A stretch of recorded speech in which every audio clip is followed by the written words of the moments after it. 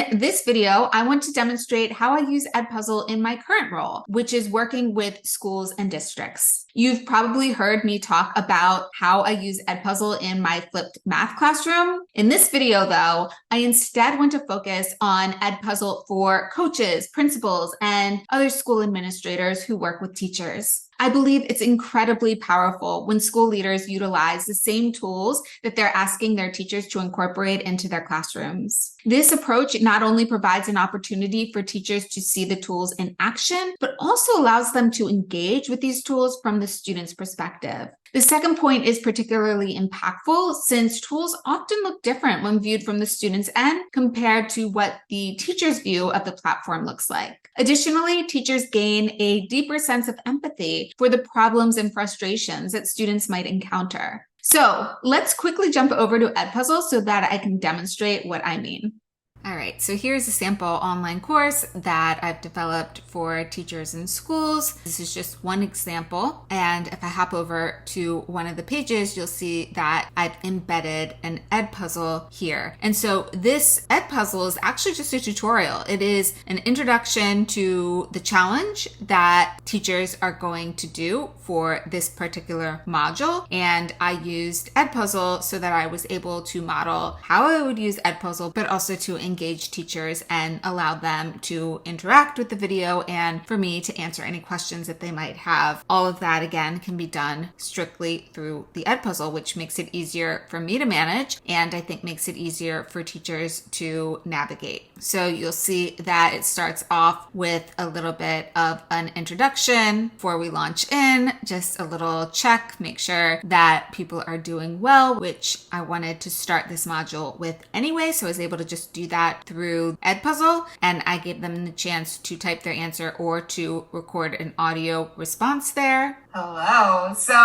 I'm also able to get like a little temperature check here because in this particular one, I'm asking people to actually create an instructional video. So I want to know their background and that's going to help me help them and then get a little bit more of a sense of if they're already using Edpuzzle or not. And then I'm also able to close the video by asking some questions that hopefully will further their thinking and their learning, right? So in this one, have you ever viewed Edpuzzle from the student lens before? How did that feel? What ideas has this inspired? And here I'm able to just embed, like I said before, a little check for understanding or if they have any other questions and I can follow up with that. So I can do that all through the Edpuzzle. Now, this particular Edpuzzle that I showed was one that was modeling good use of Edpuzzle, but you could use it with any type of video. So anytime you want to send a tutorial video out, you can just make it into an Edpuzzle so that the interaction happens there. And if people have questions, you can just follow up directly through the Edpuzzle as well. You can kind of like build in your form if you're asking for some information or you want to gather some analytics on how people are feeling, what people are looking for, and so forth. All that can be done through one video instead of scattering that information through email questions, through a Google form to get more information, through all these different channels. It can all be housed in one Edpuzzle.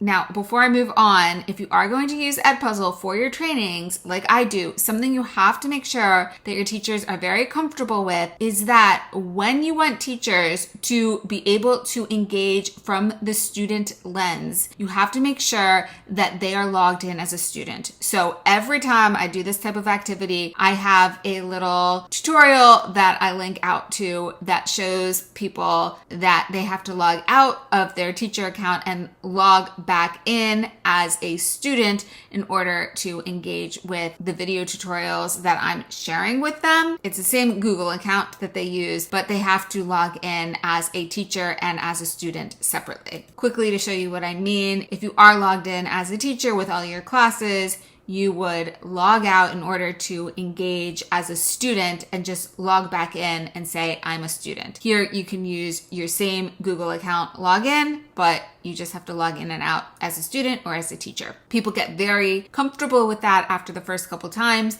but I would definitely recommend that you link out in your instructions every time to a little tutorial reminder for those people who forget.